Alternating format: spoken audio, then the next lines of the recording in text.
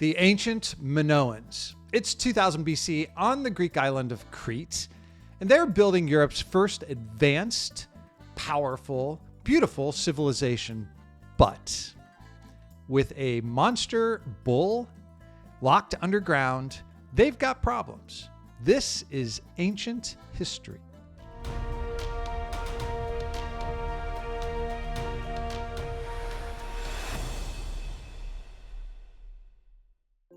Welcome to Classical Kingdoms, where timeless stories reveal truth and wisdom for your journey.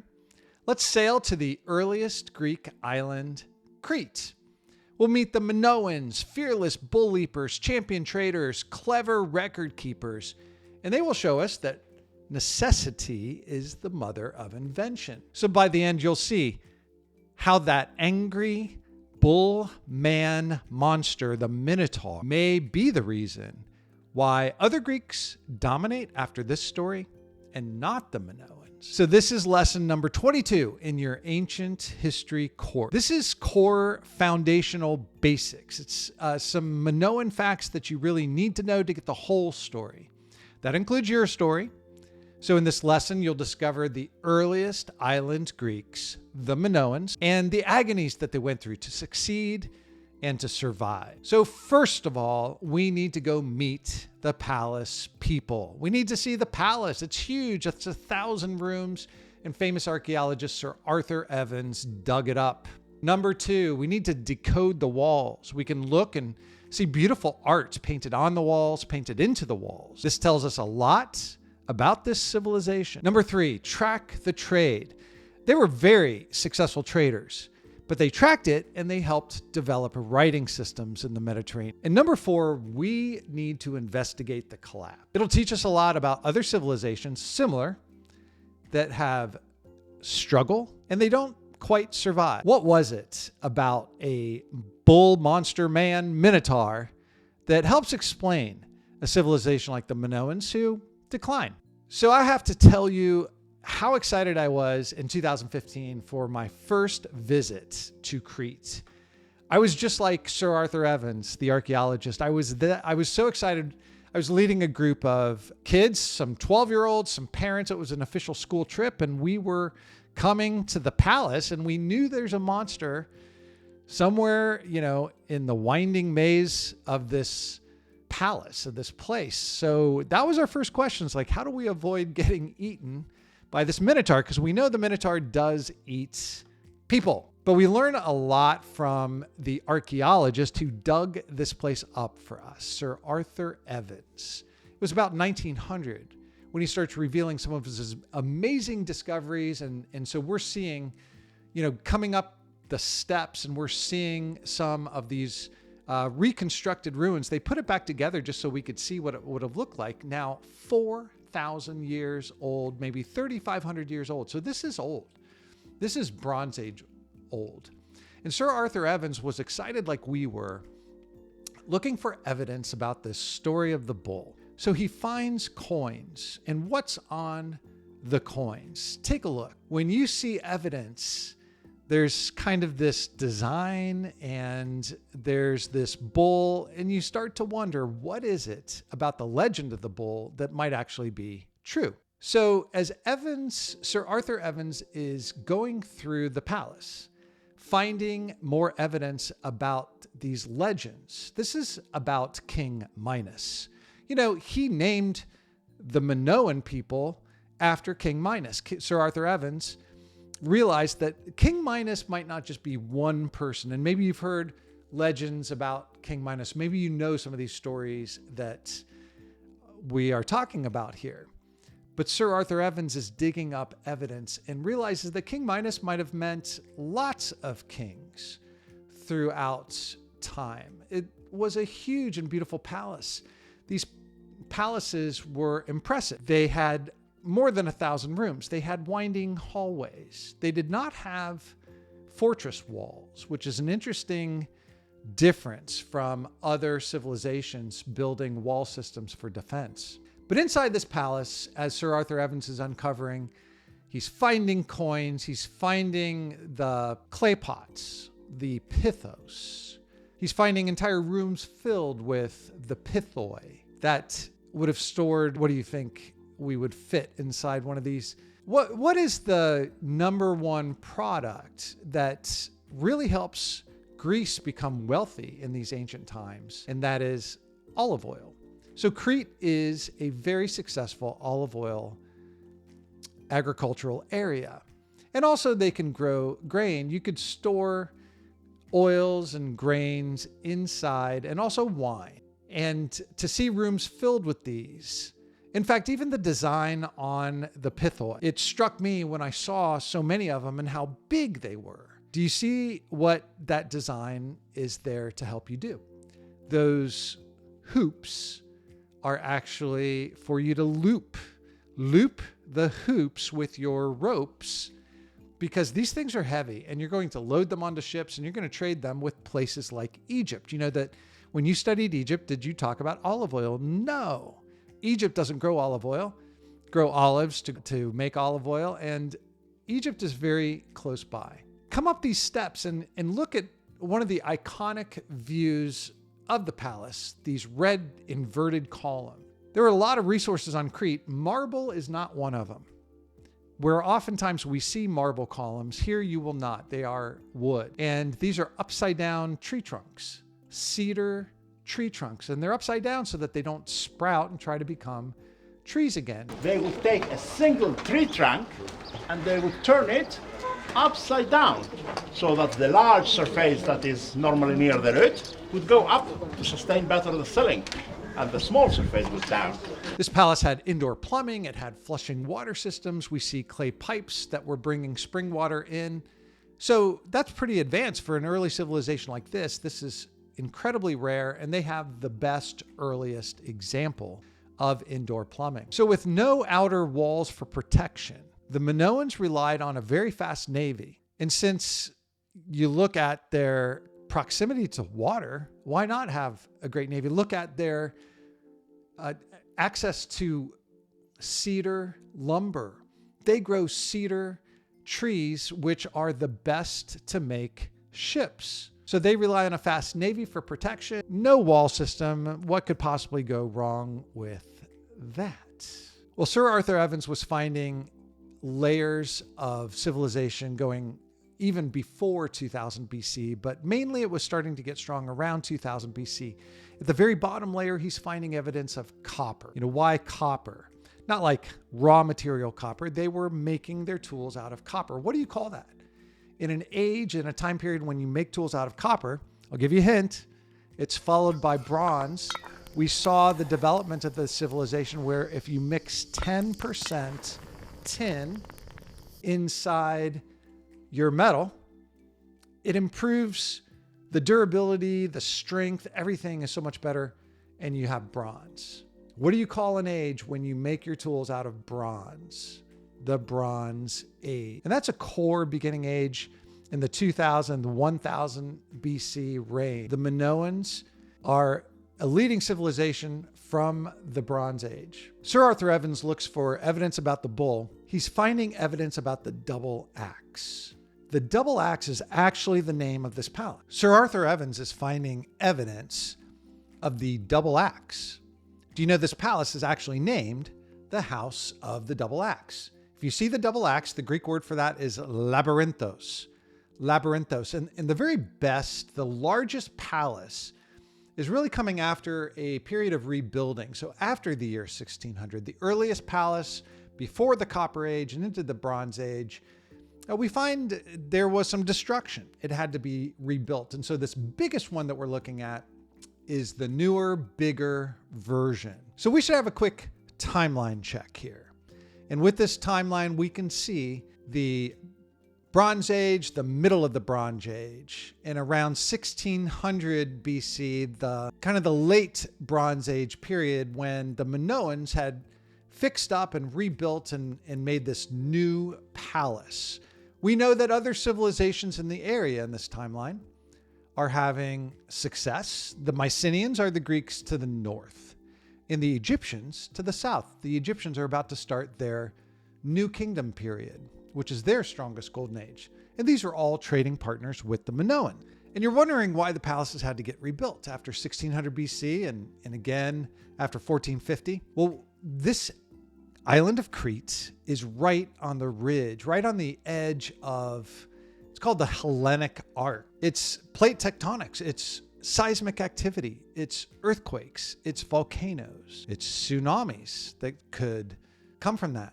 So let's look at the geography. Let's look at the map. It is in an incredible location. It is the largest island in this area. Crete does have some mountains. Crete has plains. That's more important to agriculture, to have the flat plain, the lower areas. And we know that olive trees grow extremely well here with warm, dry summers and mild, wet winters. But what you can't tell from the map, unless you look at plate tectonics, you will see that this is an earthquake zone. The Hellenic Arc is one of the most active earthquake zones on the planet.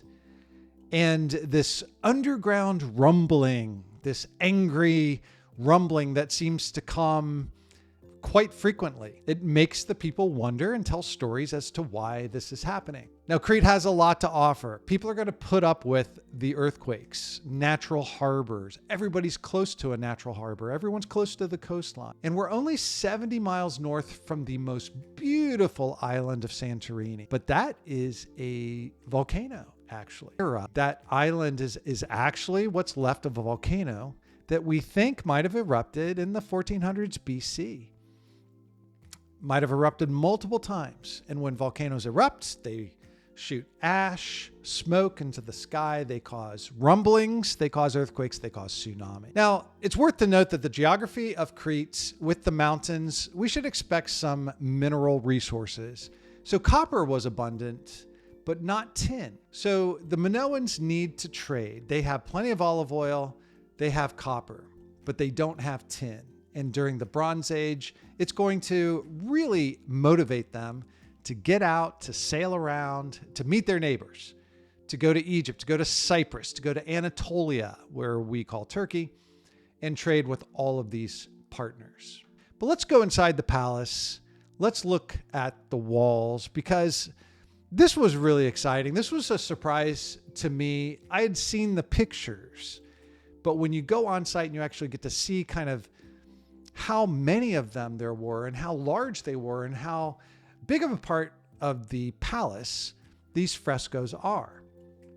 Because frescoes, they're not necessary. It's not like something we need to survive. So it says a lot about a civilization just because they can afford frescoes. They can afford artists. And what they're painting in the fresco are stories about their civilization, not just that they're surviving barely, but that they're flourishing. They've got human flourishing, because we see in this picture the abundance of their trade. This is a processional, this is some ceremony, this is a celebration of their trade, that these men are carrying the large jars, the pithoi of olive oil, of wine in this celebration. Now notice that there's also evidence that they're fixing their palace walls with earthquake shock absorbers, those wooden beams there right next to this procession that help absorb the shock of the earthquake. So that's pretty inventive that they have. But let's head a little further to what a lot of people would say is their favorite, and that is the dolphin room, the Queen's dolphin room. And you wonder, what is it about dolphins? On this ancient civilization island, are there dolphins close by? Yeah. Are they connected to religion, connected to Apollo somehow? And the answer is yes. They do mean much more than just cute animals. Look at this famous fresco of the lady. You see the blue color again, but the ladies are in white. The ladies are in white. They are singing and dancing. There's even a theater area in this palace. So for a fresco to celebrate the theatrical performance, the singing and the dancing of these ladies, and look what the ladies are wearing. They have jewelry. They have fancy hair. It says a lot about the civilization. They must be wealthy. They must be successful. And they must have time for leisure, like singing and dancing. If the dolphin room or if the ladies in blue aren't your two favorites, then bull leaping probably is. This fresco of bull leaping is iconic to the Minoan civilization. Bull leaping is an acrobatic sport, and in this painting, we see both men and women participating in bull leaping. What are they doing? We don't know for sure, but it looks like the women are kind of like spotters, and they're helping to spot the men as they do their somersaults, they do their flips over the bulls. Is it possible that the men are even trying to grab onto the horns of the bulls and let the bull fling them, up and over and around? This would have been quite a spectacle for cheering crowds, thousands of people watching bull leaping. And it's very special that we have this fresco so that we can wonder what bull leaping was actually like. So these frescoes teach us. They have bright, beautiful colors. They're showing nature. They're showing beauty. They're showing people. They're showing the sports and the singing, the dancing. We see that the men are in red and the women are in white. The white makeup that the women would have been wearing shows that their occupations are not outdoors. The men are red. They're ruddy because they're working outside. They've got deep suntans, sunburns. They're building their wealth from the olive oil trade and the grain. So the people show us their activities don't include war. There are no frescoes about fighting or war. We do see some cultural diffusion. When you saw these frescoes, did you say to yourself, that looks a little bit like Egyptian art? So who peaked first, the Minoans or the Egyptians? Well, probably the Egyptians did. Maybe the Egyptians needed to buy the olive oil. Maybe they showed off some of their style. Egyptians have a lot of style points. And maybe the Minoans were influenced by that. So when you look at the style of art, where the faces are always sideways, that makes you wonder about cultural diffusion, comparing this art with Egyptian art. So we love the art. We love looking at art in ancient history. And it shows if this wasn't a kingdom of war, they were a kingdom of movement, moving around the Mediterranean Sea, trading. They loved art and nature and being clever and being inventive. And one of their inventions is a system of writing. During this time period, there are systems of writing. The hieroglyphics from Egypt are not like alphabet letters. In the original writing, Sumerians, not like alphabet letters. So both of those are pictographic. So what we're seeing with trade people, the Phoenicians, the Greeks, the Minoans specifically, they want a better writing system. And it's more like the alphabet that we are familiar with. So the Minoans are famous for linear A. And in this disc picture, we see linear A. We found linear A, but we can't decode it. Over time, it goes away. So something else must have been better, and that's linear B. And that's coming from the Greek mainlands. And when we read tablets of linear B, we actually see, like in tablet KNFP31, there are 40 jars of oil at the shrine of the Labyrinth. The shrine of Labyrinthos has 40 jars of oil. So we're storing them. We're preparing them for trade. Tablet HT104 says 2,000 liters of wine for the festival rations. Another tablet says 118 jars of oil for the Labyrinth Queen. The Labyrinth Queen. Who is this lady of the Labyrinth? The Labyrinth Queen. She has 118 jars of olive oil. Now, if you have that much olive oil, I mean, really, if we paused for a minute and I just asked you, have you had to keep inventory? Have you had to make trade records of anything in your family, some of your possessions? So do you have a lemonade stand? Have you been into business? Have you had a need to make records to keep track of so many things? Necessity is the mother of invention, and to develop a writing system, that is what's behind it. The earliest written records in the Sumerian civilization were about grain storage. They were about trade records. So the Lady of the Labyrinth is a bit of a mystery to us. Is she a goddess, a queen? Was this for a ceremony? And does make us wonder, anytime the facts are missing, do some of the myths, do some of the stories start to take over? Do the myths become stronger than truth? Well, as we are amazed at how strong and successful the Minoans are, their palaces are huge, their art is amazing, their trade is so strong all over the Mediterranean Sea, then what is the story about the decline? The timeline that shows us they don't stay strong, they decline. What was it about that? And there are myths and stories that are going to help us understand. Greek storytellers remember the story about the creature that's in the labyrinth, in the maze.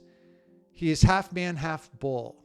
And he's actually there partly in the story about the designer of this entire palace. And the designer of this whole palace is named Daedalus. And that has something to do with it too. It ties in the amazing engineering that went into this palace, but he's also part of the legend of why there's an angry monster in the basement. So we see the bulls matter. Bull leaping matters as a sport, but this bull has some religious and mythological significance. The story of the designer, Daedalus, has some connection to why there's problems, why people are fighting. Even the connection of his attempted escape, with the sun, and it's where we get the phrase flying too close to the sun.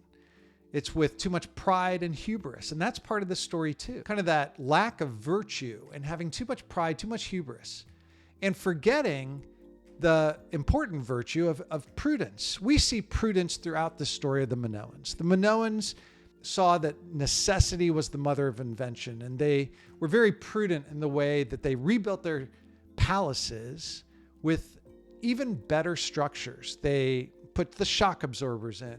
They had trade. They had better navy. They tried to improve. They were very prudent about recovering from these seismic problems, these earthquakes, the volcanoes, the tidal waves, the tsunamis that may have come. And prudence is a virtue that was not exhibited by the storyline that I mainly save the story for your literature teachers. When you want to dig in deep to more details about why is there a Minotaur in the basement, I'll leave that for your literature teachers. But that whole story is not a virtuous set of characters. There's a lot of problems being displayed that go beyond just flying too close to the sun. But these myths help explain something that's difficult to understand. Why could such a successful civilization like the Minoans decline?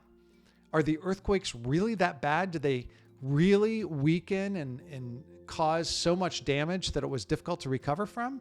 Well, yeah, there's a little bit of truth to that. The palaces get knocked down. Did the volcano up the road there, 70 miles north at Thera, did that cause so much smoke and ash that it blotted out the sun for a period and made the crops decline less than half of what they could have been, or maybe even worse? Yes, that is very possible. And tsunamis are possible. There's evidence just around the corner, just a few dozen miles away from this big palace of Knossos. They saw evidence of a massive tsunami around this time period. So those are a lot of natural disasters that might have just weakened the Minoans so much that they couldn't recover. Or maybe one of their enemies saw their weaknesses, waited for the right opportunity, waited for the right time, and then took advantage. As we see the Greek mainland civilization, the Mycenaeans, coming up in lesson 23, the Mycenaeans are the first superpower of Greek mainland civilizations, and we see evidence that their writing, their trade records, become more and more prominent on the island of Crete after 1450 BC. When that eruption and the tsunami may have happened, the Mycenaeans become stronger and more dominant on the island of Crete. And that helps explain things, unless you think that the angry Minotaur is angry and he's rattling around and rumbling in the underground level. And the Labyrinthos, the labyrinth that he's trapped inside, is actually the entire palace, is called Labyrinthos. But now it's instead of meaning the house of the double axe, which is what the Greek word labyrinthos means, we all think it means a maze. And that the Minotaur is in a maze. And he's stuck there and he's angry and there's rumbling. And it's a problem. And it's going to cause civilization, at least the Minoans, to decline. But it makes us think about earthquakes. It makes us think about earthquakes in our own lives. And do we respond with prudence, or do we respond negatively with too much hubris? So there are earthquakes in our lives, and we see how necessity is the mother of invention, and it helps us to respond with prudence. And the story of that bull goes much deeper because it's not about prudence. It is about hubris. It angers Poseidon. It angers King Minos. There's jealousy. There's excessive pride. And we get that in ourselves. We get that sometimes we have too much pride. And so the phrase flying too close to the sun comes from this story, the Minoans, and it helps to remind us to be humble, to be prudent, because the sun will still shine bright and hot, and earthquakes will still knock down your palace. And we know we should not fly too close to the sun. Be humble, be prudent, because the sun will still shine bright and hot, and earthquakes will still knock down your palace. Thank you for taking the time to learn something that matters in all of history, and that includes your history, some classical truth for your journey, because kingdoms rise and fall, power fades, but virtue endures.